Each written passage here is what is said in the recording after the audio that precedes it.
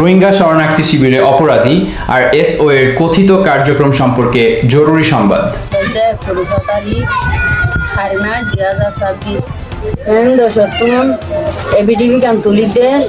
Rohingya ladder যেদুন আছে এদুনরে বাংলাদেশের সরকার লতি বিচার গান দিতে তো ইয়ারা আরো শরীফ বিরিঙ্গা তারা আইরে আরো শরীফ বিরিঙ্গার বাবার নাম ইসিমাই তো আরোগ্য আছে দে সোয়াইপা আরোগ্য আছে দে রহমতুল্লাহ ইতারা 32 জন আর ঘরত গলে গলি ওরা তোর বেড়া হড়েন হই আর বেড়া ময়দানত দিই এন হইরা তোর বেড়া আর কামে দিই ঠিয়া 50,000 দাই ঠিয়া 50,000 হড় ভাই আই ফাইন্দাল্লাহ আ বুঝিয়ান্ডা হাইলয় না পারি।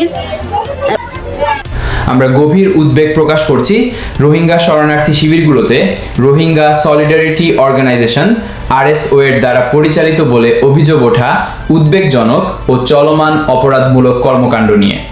বহু বিশ্বাসযোগ্য প্রতিবেদনে উল্লেখ করা হয়েছে যে আরএসও গ্রুপটি মানব পাচার, অপহরণ, চাঁদাবাজি, ধর্ষণ, চুরি, হত্যাকাণ্ড, নির্যাতন এবং নিরীহ রোহিঙ্গা বেসামরিক নাগরিকদের ওপর সহিংস হামলার মতো গুরুতর অপরাধে জড়িত।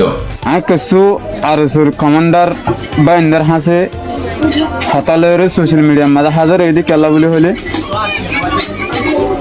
তোমার আর ফাইন্ডে যে জুলুম শুরু করছে এর ফজির কেমন মাঝে আর তো জুলুমিও অবদাস হয়ে গিয়ে আজ একটা পর্যন্ত দে গরম মাঝে গুঞ্জানে হারিয়ে তোমার ফাইন্ডের জরিয়া দোয়ান কুলিনা হারির রাস্তার মাঝে বইনে হারির জীবনে কি ক্যাম্পেনর ইব্রিঙ্গা আছে ইতে 20-40 জন ফাইলে আরে একদিন রাতে মারিব লাগছে আজ 3 দিনে ইয়া বাদ আব্বার 50 জন লোকের আব্বার আছে ইয়া বাদ দোয়ান নকুললে মানা করছে ইয়া বাদ গরম মাথায় বাড়ি মারছে ইয়া বাদ দোয়ান মাথায় বাড়ি মারের।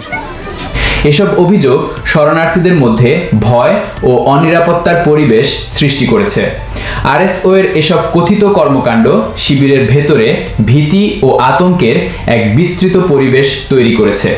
বাসিন্দারা অভিযোগ করেছেন যে এই গ্রুপটি দুর্বল পরিবারগুলোর কাছ থেকে জোরপূর্বক অর্থ আদায় করছে এবং প্রায় রাতের বেলায় গুলির ঘটনা ঘটাচ্ছে। এসব ঘটনা ইতোমধ্যেই ভঙ্গুর পরিবেশকে আরও অস্থিতিশীল করে তুলেছে, যার ফলে অনেক পরিবার, বিশেষ করে নারী ও শিশুরা সর্বদা ভয়ের মধ্যে বসবাস করছে। এছাড়াও উদ্বেগজনক প্রতিবেদন রয়েছে যে আরএসও বান্দরবান নাইখংছড়ি এলাকায় আরাকান আর্মি AA এর সঙ্গে গোপন বৈঠক করেছে। এসব বৈঠক নাকি WY মাদক কার্যক্রম এবং অন্যান্য ক্ষতিকর অপারেশন নিয়ে আলোচনার সঙ্গে সম্পর্কিত ছিল। যদি এসব তথ্য সত্য হয় তবে তা অপরাধমূলক নেটওয়ার্কের বিস্তার এবং শরণার্থী ও স্থানীয় জনগণের জন্য বাড়তি হুমকির ইঙ্গিত দেয়। এই গুরুতর পরিস্থিতির প্রেক্ষিতে আমরা বাংলাদেশ সরকার এবং সংশ্লিষ্ট সকল আইন প্রয়োগকারী সংস্থাকে দ্রুত এবং কার্যকর পদক্ষেপ নেওয়ার জন্য জোর আহ্বান জানাচ্ছি। একটি পূর্ণাঙ্গ তদন্ত পরিচালনা করতে হবে এবং যারা অবৈধ কর্মকাণ্ডে জড়িত তাদের আইনের আওতায় আনতে হবে। রোহিঙ্গা শরণার্থীদের নিরাপত্তা, মর্যাদা এবং সুরক্ষা সর্বোচ্চ গুরুত্ব দিয়ে নিশ্চিত করতে হবে এবং শিবিরগুলোতে শান্তি ও স্থিতিশীলতা ফিরিয়ে আনতে জরুরি পদক্ষেপ গ্রহণ করা